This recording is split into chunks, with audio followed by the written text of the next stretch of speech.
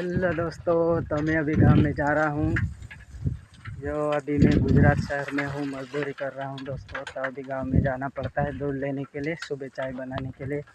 तो ये देख सकते हो, ये बारिश हुई है करीब 3 बजे, 3:30 बजे के बात है।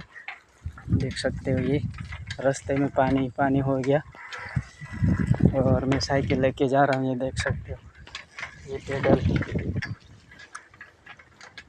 और ये चार्जर स्प्रे पंप का चार्जर है, वो जल गया, तो उसको ठीक कराने के लिए लेके जा रहा हूँ।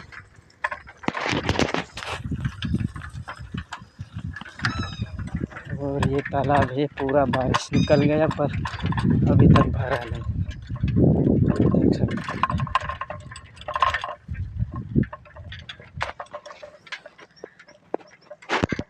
तो दोस्तों, वीडियो अच्छा लगा तो अच्छे लाइक और कमेंट भी कर देना, ठीक है कि नहीं।